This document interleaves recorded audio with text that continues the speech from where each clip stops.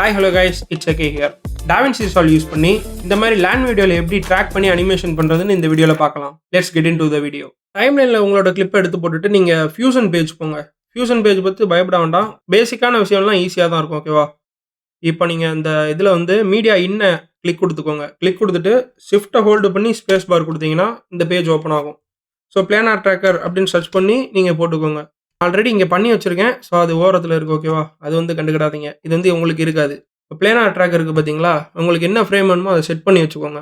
இந்த ஃப்ரேமில் தான் நான் பண்ண போகிறேன். ஓகேவா? அங்கே செட் பண்ணி வச்சுட்டு இப்போ நான் வந்து ஒரு லைன் வரைஞ்சிடுறேன்.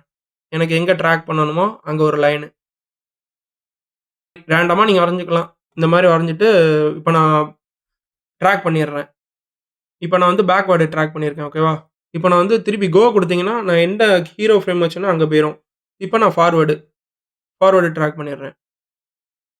ட்ராக் ஆயிடுச்சு. இப்போ நம்ம என்ன பண்ண போகிறோம்னா இந்த பிளானர் ட்ராக் பண்ணியிருக்கோம்ல அந்த இன்ஃபர்மேஷன் வந்து பிளானர் ட்ரான்ஸ்ஃபார்ம் பண்ண போகிறோம். ட்ரான்ஸ்ஃபார்மாக நம்ம எடுத்து வச்சுக்கிட்டோம். ஓகேவா? இப்போ நம்ம அந்த பிளானர் ட்ராக்கர் எடுத்துகிட்டு போயிட்டு கோ மட்டும் கொடுத்துக்கோங்க. ஹீரோ ஃப்ரேம் போய்கிட்டோம். இப்போ இந்த இதை எடுத்துகிட்டு நீங்கள் வெளியே போட்டுருங்க. வெளியே போட்டுட்டு பிளானர் ட்ரான்ஸ்ஃபார்ம் இங்கே இருக்கட்டும். பேக்ரவுண்ட் நோடு எட்டு வந்து வச்சுட்டு மீடியா இன்னோட கனெக்ட் பண்ணிக்கோங்க. திருப்பி பாலிகான் எட்டு வந்து நீங்கள் பேக்ரவுண்டோட கனெக்ட் பண்ணிக்கோங்க. சிம்பிளாக தான் இருக்கும். ஜஸ்ட்டு இதை அப்படியே காப்பி பண்ணி நீங்கள் ஒர்க் பண்ணி பார்த்தீங்கனாலே உங்களுக்கு புரிஞ்சிடும். இப்போ பாலிகான் வந்து நம்ம லைன் வரைய போகிறோம். ஓகேவா? நம்ம எப்படினாலும் வரைஞ்சிக்கலாம். உங்களுக்கு எப்படி லேண்ட் இருக்கோ அதுக்கு ஏற்ற மாதிரி நீங்கள் வரைஞ்சிக்கலாம். நீங்கள் ரேண்டமாக கூட வரைஞ்சிக்கலாம். எண்டு வந்து இந்த ரவுண்டு மாதிரி கட்டணும்ல, அதில் போய் கனெக்ட் ஆகிடுச்சுன்னா போதும். இப்போ வந்து நமக்கு மார்க் பண்ணிட்டோம். இப்போ இது கலர் சேஞ்ச் பண்ணணும்னா நம்ம பேக்ரவுண்ட் இருக்குது பார்த்தீங்களா? அதில் போயிட்டு கலரில் போய் உங்களுக்கு என்ன கலர் பிடிக்கோ சேஞ்ச் பண்ணிக்கலாம். நான் எல்லோ வச்சுக்கிறேன்.